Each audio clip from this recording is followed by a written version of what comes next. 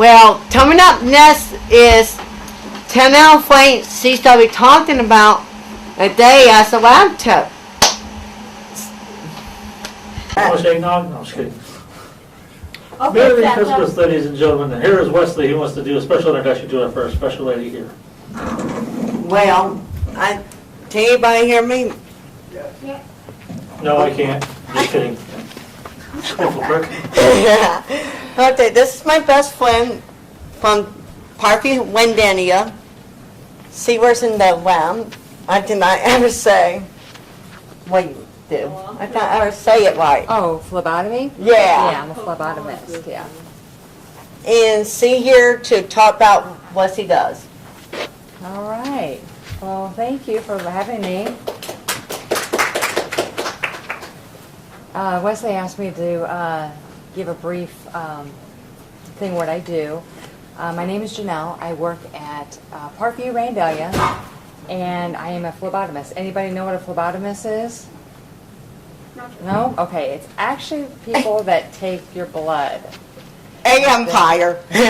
Also known as a vampire, bloodsuckers. We hear it all. I've worked for Parkview Randalia for a little over 3 years. And Parkview Randalia actually has 4 shifts. They have an early shift, which I am at. It's 4 a.m. to 12:30. And then the first shift from 6 a.m. to 2:30 p.m. And the second shift is at 2 p.m. and 10:30 p.m. And then the third shift is 10 p.m. to 6:30 a.m. So we overlap, so that way, everything is covered. We work 8 hours a day, and we cover 4 areas. We cover outpatients. That's when your doctor gives you some blood orders to get your blood drawn to see what's wrong with you. We also work in the ER emergency room. So when you come through the ER, either by ambulance or somebody dropped you off in case, an emergency, we go into the emergency room, draw the blood for the doctor. They analyze your blood to figure out what's going on and how to treat you. And then we also cover the floors, which is inpatient. So therefore, if you're in the hospital for a while, doctors will order some special tests to find out how your body is doing, how's it recovering, if you have low or high blood cell count. And also we have another area called the processing, which is in the lab. We take the blood and we put in these centrifuges, and it different tubes do different things. Like we have chemistry, hematology, and so much more. And then we also do health fairs. I don't know if anybody's been to a health fair, but typically the base is free. They do like your heart rate, and some blood tests are free, but some are not. It's just at a very reasonable price. We could do those. So when you come to the outpatient, typically you have to go through registration and stuff like that. It's like what I do every 6 weeks. Every 6 weeks, Wesley does that, yes. And we enjoy seeing him coming. Now, some people are afraid of needles, so we try to make them relax. Sometimes it's easy for you to take deep breaths and not to be so tense. And if you are, tell us. We'll try to talk to you through the process and try to make you relax. And sometimes we're so quick that you don't even know we poked you. But sometimes, it depends if you're so tense, it could, maybe just like a small pinch. But the first initial stick is probably the worst. But after that, it's easy. And then when you come through the ER, you're actually in the ER bed. And so then we come to your ER room, and we withdraw some blood, and we take it downstairs and let the I call them scientists, but they're called lab techs, and they do the microscope and all that and figure out what's going on. Then they send the results to the doctor. That way the doctor and nurses know how to treat you. And let's see, phlebotomy is actually the act of drawing or removing blood from the circulatory system through a puncture in order to obtain a blood sample to analyze and diagnose. Different areas in the lab is called blood bank, chemistry, hematology, microbiology, coagulation, urine, pathology. Those are just to name a few. It's big. Randalia is on a smaller version. Now PRMC, which is Parkview Regional Medical Center, that is, of course, big. I'm sure everybody's probably been there maybe one time at least. It's a big place. You get kind of lost there. But Parkview, Randalia is a smaller scale. It's more like a family, more personable, and people tend to like that personal touch. I personally work the early shift at Randalia. I get up at 2:45, between 2:45 a.m. to 3 a.m., and I have to be at work at 4 a.m. So when most of you guys are sleeping, I'm awake, getting ready to draw blood and waking up patients. That's the bad part, is waking up patients. So, Did I hear some news about you guys getting a new lab at Wendania? yeah, we are getting a new lab eventually. It's going to be up by the registration. Not sure exactly when. It's going to be really nice. They have put a lot of money into Randalia. At one point, it was talked about that they were going to close Randalia, but we're so busy that they decided, you know what, we're going to keep Randalia because it's the inner city hospital, and we are extremely busy. So, any other questions, or do you have any questions about getting your blood drawn, or how to relax, or... Oh, I don't have a question, but my mom always taught me that if you just look away and you don't look at it, then it's done and over within seconds. That's true. If you look at it, sometimes people tense up, but if you look away from it, get your mind off, you're right. It's a lot. You It know. relaxes It you. relaxes you, yeah. what kind of different needles do you have for blood draws? What kind of needles? Different needs. We have different needles. We have straight sticks and we have butterflies. Wesley likes the butterflies. They're really nice. They're less invasive, I think. So we got 3 sizes in butterflies. We've got, I forget the number, but we call it the green needle, the baby blue needle, and then the baby needle. We actually use needles on infants, and sometimes we use it on adults too if their veins are really small and it's hard to kind of, you know, get their blood. So, yeah. Any more questions or concerns? What kind of different things do you guys test for? Oh, we test for all kinds of stuff. We test for anything with the blood, anything with sputum, which is sometimes when you cough up stuff, we get that and we send it to PRMC. We do stool. We do MRSA. We do strep throat, flu, urine. Wow, the list goes on. We do a lot of it at Randalia, but there's some of it that goes, you know, directly to PRMC, Parkview Regional. So, What's the most common things? what's the most common blood draws?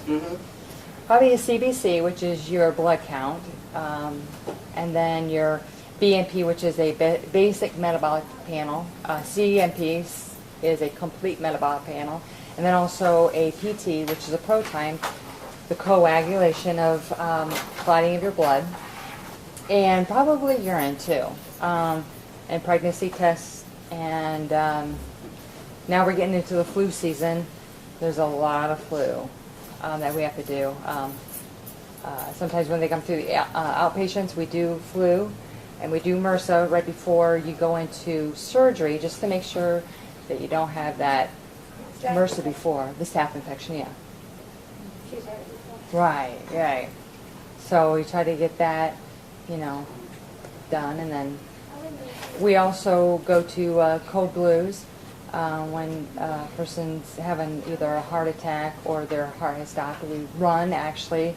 When we hear the code blue siren, everybody, there's a whole bunch of people. There's doctors, nurses, phlebots, respiratory therapists. We all are running to this patient's room. There's no walking, there's running, because we have a life to save. And we do not like to lose any lives. And I remember at, even in the ER, this person was having a heart attack. And actually the heart has stopped. And the ER doctor says, this patient will not die on my clock. And I'm telling you what, they do everything to resuscitate that person. And actually that person did survive. So it's a good thing. Oh, do you guys do rapid responses too? We do rapid responses. The difference on rapid responses is activates.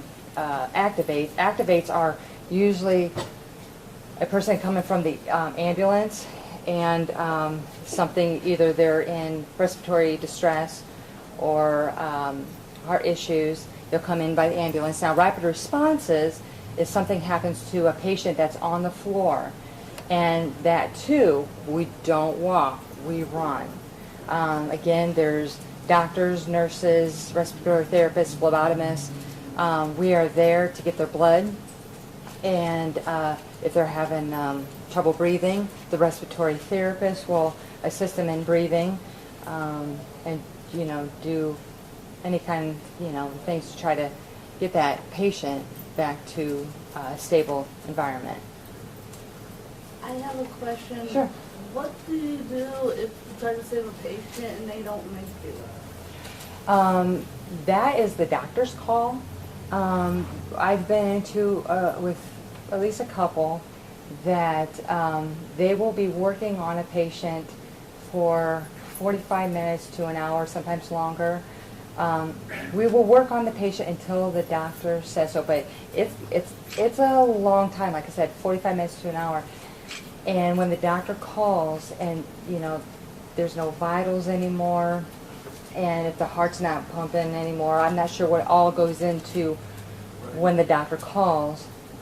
You'd have to ask the physician on that, but when he calls it, that's all when we, back out. And it's hard on all of us, it's not easy because we want to see every life come through. And at times it's very emotional. It's, there's times where we cry, and we take it just because you are a patient. We're connected with you. We want to see you survive, and if someone doesn't do it, like I said, it's very emotional. And especially when I first started, there was a time where it's hard, and you just have to take time and you have to talk to other people. But that's what we have to do. And then they usually, if they pass, then there's different stages that they have to go through. We have police officers, security guards, and stuff like that. So yeah. So any more questions?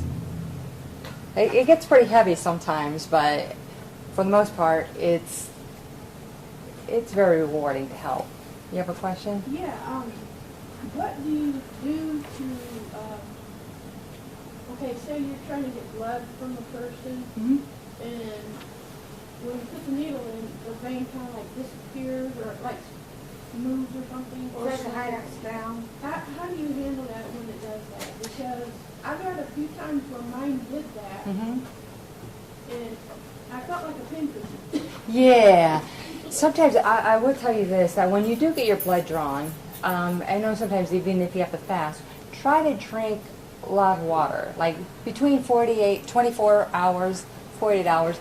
Just keep on, because if your body's not hydrated, it's very, very difficult to find that vein. But if you drink water at least 24 hours, try to keep hydrated, then your veins are going to plump up. But in case, if it's hard, and say we find the vein, we've had this happen. So we try to readjust.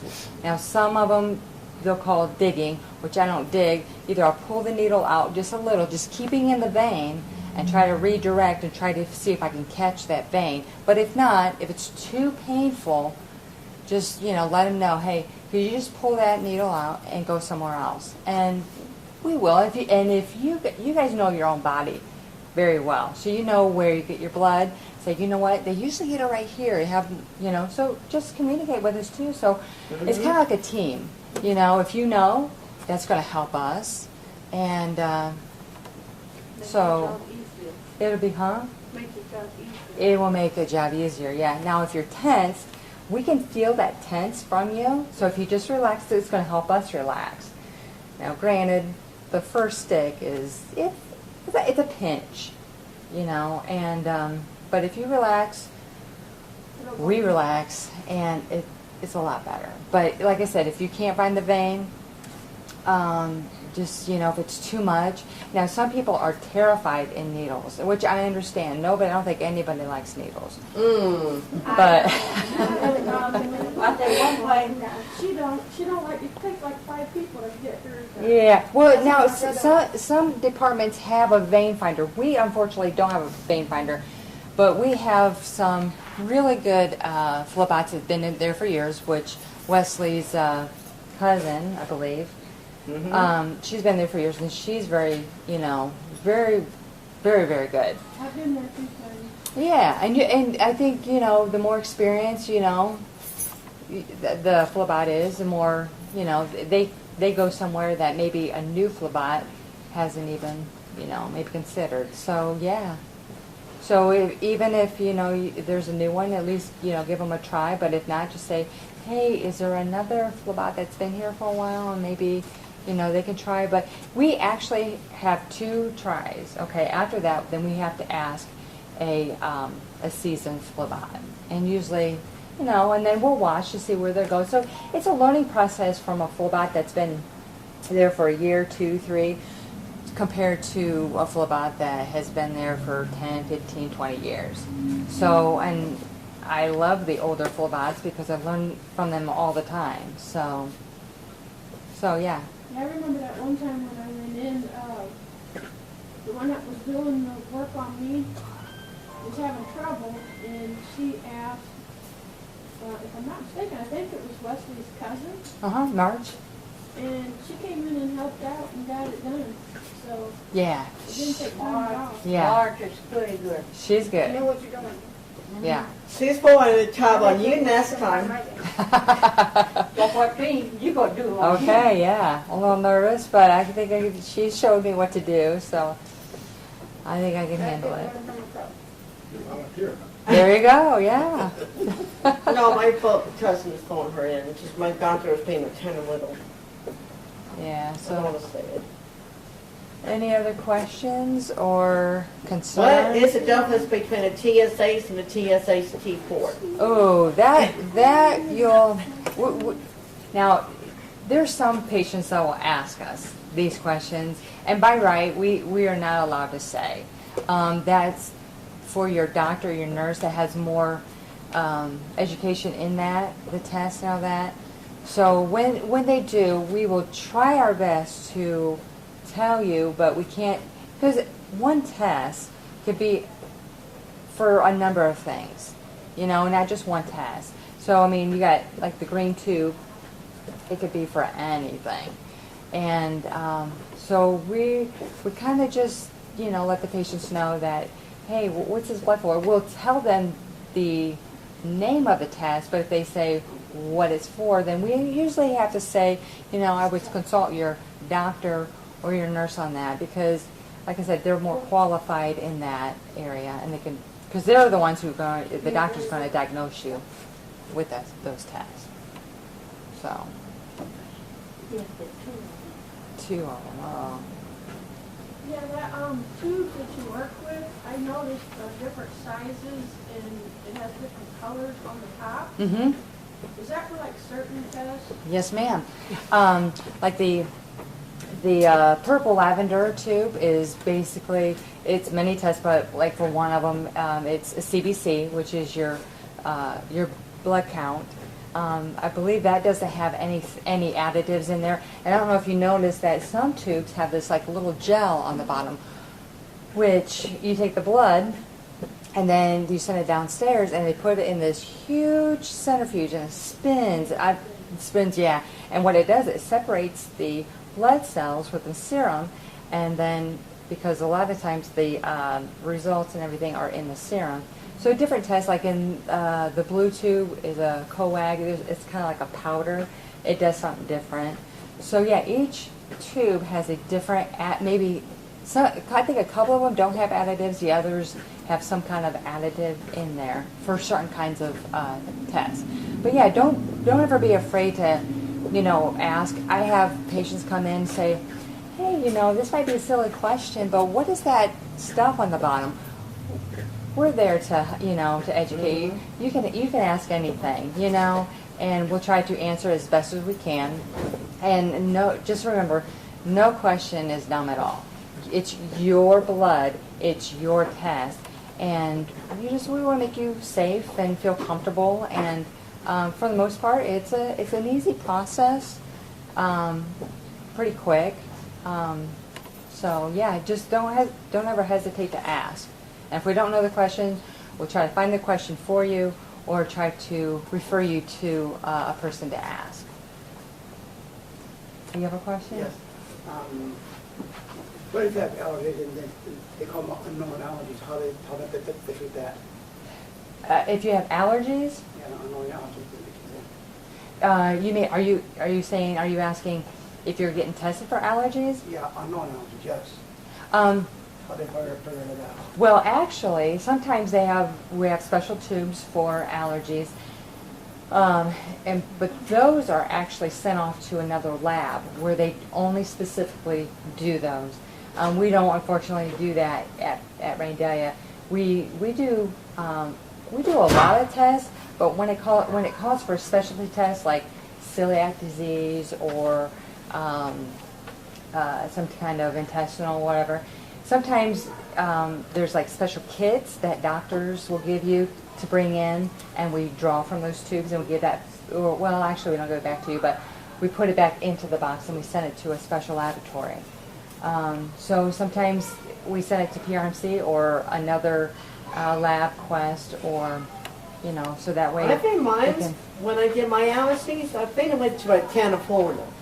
Yeah, somewhere. I have no idea. There's a lot of laboratories, different special labs that they go through. Yeah, California is one of them, and I don't even know where. They're just all over. But it's interesting because there's life in the blood. So when you get your blood drawn, it's pretty cool because that's how a doctor tells how your body is functioning, and what's going on in there. Or maybe your blood cell counts are kind of off. Do you have an infection? Well, that's going to kind of get them in the right direction to see which way they need to treat you, what pill to give you, or what surgery or dosage. Yeah, and sometimes the levels will change, so that's why you have to come back and get those levels back. So That's why my doctor sent me to another specialist that found out that I had prostate cancer right. through the blood, and of course they got rid of it. They did get it. It's been 9 years now. Good, congrats. Yeah, that's always that's a hand. That's always great because that's sometimes it's nervous when you go in and get your blood drawn because maybe something's wrong and you don't know, and you get a little nervous until the blood results come back, and then once they know the diagnosis, then you can start doing the treatment and get back onto a healthier life. Yeah, which is really great because if it's caught soon enough, then it's treatable. So, any more questions or concerns? Oh, I will tell you that if you do have a history of fainting, let us know. We'll put you on kind of like a table. We do have people that are so terrified of, not necessarily needles, but just the thought of getting their blood out that they faint. So, yeah, let us know if you have a history of fainting, and we're there to accommodate you and help you through the process. I am probably one of the crazy people. I was walk away when they do the kneel, then I will sit there and just watch it go out. You will? Some people do. Some people don't have a problem watching it go out. Some people don't like to see the sight of blood at all. I was terrified of needles just poking somebody, but got over that fear. But yeah, some people will just watch the whole process. Some people have to look away. Some people, one thing that we do is, talk to you, try to get your mind distracted. And sometimes when we do that, it's like, boom, it's out. And they're like, oh, you already did the blood? So we try to, keep your mind occupied somehow. One thing, he was scared. And near, now he's not. Ah, you were scared, but now you're not, and now you can watch it. See, you overcame your fear. That's good. Trying to. Yeah. All right. It's like the last time I went. I said, wait a minute, that was smaller too, or what? Yeah. They went that fast. Yeah. It depends. If you have men, I've heard, tend to have bigger veins, which goes a lot faster. And I shouldn't say all men, but most men do. And then, us women, sometimes they're big. It depends sometimes if you're active too. So yeah, if you have a nice vein, it goes real quick. If not, it kind of goes a little slow. But we try to comfort you, and sometimes if you're even lightheaded afterwards, we have juice, crackers, water. Sometimes when people get lightheaded, it's the sugar's kind of going down. You need to get that sugar back up and kind of get What some about water. if this was not a lab test, but it was some kind of test? I got dizzy, my vision got blurred, I was hot and pale. What is that? Is that common when that happens? Yeah, sometimes it is. Sometimes that's probably on the verge of maybe fainting, maybe. I know sometimes when you watch a patient and they faint, most of the time the signs are they get white, they get clammy, they just kind of get lightheaded. And if you get it soon enough, what we do is we put usually a wet towel behind your neck and kind of perk you up. But yeah, you could have, the tendency maybe of maybe fainting, like near fainting, but you didn't. So yeah, sometimes it is common. It's nothing, I would, like we said, we consult your physician on that to make sure, you're doing okay. But usually, yeah, it doesn't happen a lot, but it happens. Yeah, and we're all there to help you through the process. We'll call for our co-workers, and they're right there. So, yeah. Any other questions? All right. Well, thank you, Wesley, and thank you for your time. And if you're ever at Parkview Randalia, please come up and say hi. And you got the best team there. All right, yeah.